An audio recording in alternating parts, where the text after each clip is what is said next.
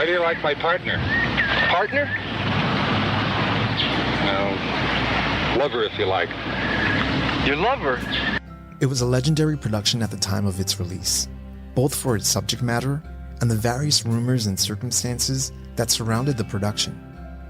On this episode, we're going to celebrate and break down Song of the Loon, one of the first feature-length all-male films that premiered during the beginning of the gay liberation era and is about an interracial gay relationship set during the American frontier in the 1800s. This is Demystifying Gay Porn. My name is Ike Grande, and if you watch gay porn, I've definitely helped you get off.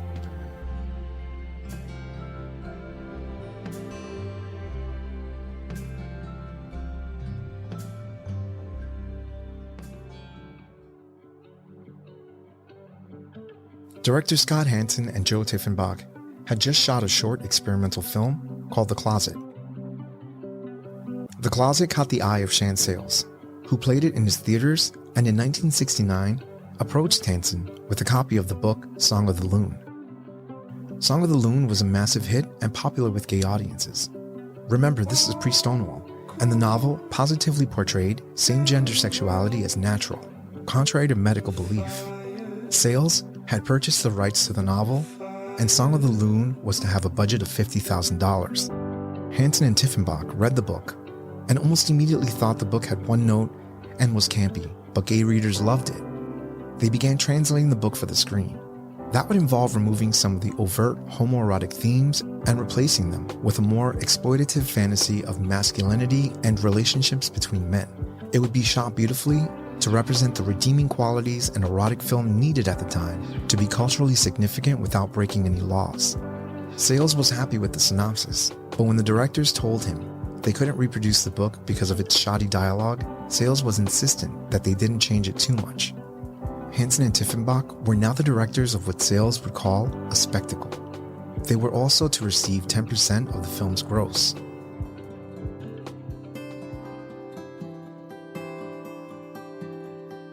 The Song of the Loon follows Ephraim McKeever on his journey through the wilderness of the Pacific Northwest in the 19th century. Ephraim has recently left an alcoholic, homophobic lover Montgomery, when he encounters several Native Americans and settlers, occasionally having sexual encounters and discussing affirmative homosexual free love with them. Ephraim, you suffer from a white man's disease. It is called jealousy, or sometimes selfishness. If I know one man, can't I know another at the same time? If I am with you, doesn't mean I want him less. I don't want to own a man as I would an animal. I still don't understand. It doesn't seem right. In the end, Ephraim settles with his new lover, a Euro-American settler, Cyrus Wheelwright. However, Ephraim struggles with the issue of monogamy and decides to go on a drug-induced vision quest, informed by what he learned about free love from Native Americans during his journey. The film works to fuse aspects of the newly found gay liberation movement with countercultural sympathy for Native Americans, principles of free love, and enlightenment through drug use. There's a lot of blatant stereotypical references when the main protagonist is interacting with the would-be natives in the film, but I think this one takes the cake. At 54 minutes into the film, the medicine man and his people offer a prayer for the spiritual journey Ephraim is about to take. The medicine man begins to chant, and here goes. I am telling the earth to send you forth into the world. Nam Myoho Renge Kyo. Nam-myoho Renge Kyo is an essential Nichiren Buddhist Lotus Sutra, originating as a Japanese reading of a Sanskrit and Chinese phrase with various meanings, but mainly serves as an expression of determination, endurance, embrace, and manifestation of our Buddha nature.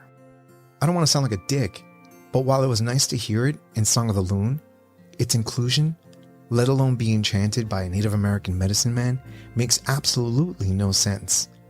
But I don't think the producers of the film were worried about details.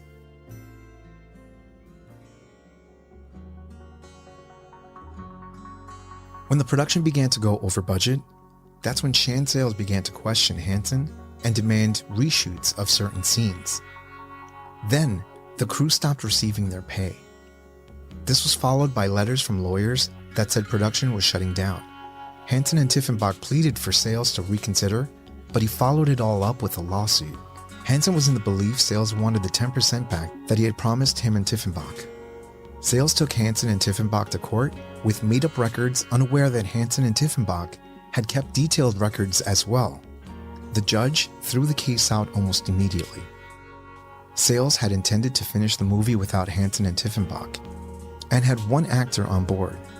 The other actor, Morgan, was loyal and staying with Hansen at his apartment. When Sayles found out about this, he was livid. More importantly, outmaneuvered.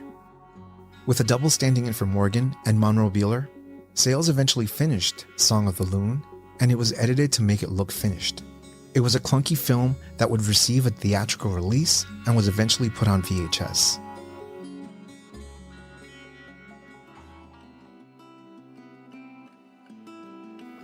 Song of the Loon, which after a dual premiere at the Avon in Hollywood and the Park in Los Angeles on March 11, 1970, would show at the grand opening of Sayles' newly acquired Nob Hill Theater in San Francisco, which was set to open on May 20th. Press ads promoted the theater as the new Nob Hill and billed the film as the famous homosexual classic. A daring tagline at the time due to the previously mentioned newspapers' advertising censorship that up until that point had outlawed the term homosexual.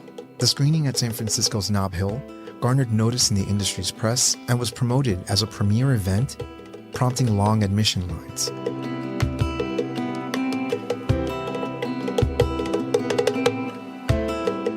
Richard Amory, the author of the book, wrote the first film review, and he was not pleased.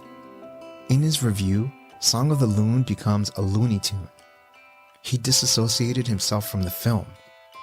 Upon recent reviewing, a problem of note that Song of the Loon displays, the men playing the natives in Song of the Loon were all white, a common practice known as red-facing at the time.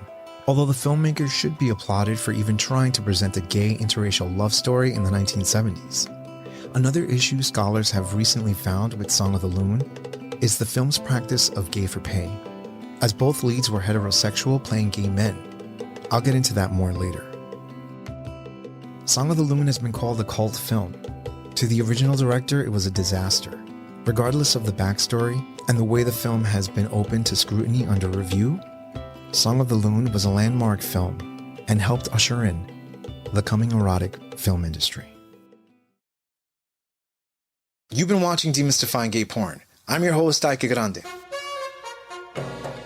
Demystifying Gay Porn can be found on every podcast directory as well as YouTube. Demystifying Gay Porn is on X, Facebook, Instagram, Substack, Threads. And if you like what you're watching or listening to and want to be a part of the process, head over to patreon.com/demystifying gay porn, where you can support this podcast and YouTube channel, and I can continue making content like you've just enjoyed. As always, don't forget to subscribe, give this video a like, leave a comment, and let me know what else you'd like me to cover. This is Demystifying Gay Porn. My name is Ike Grande, and if you watch gay porn, I've definitely helped you get off.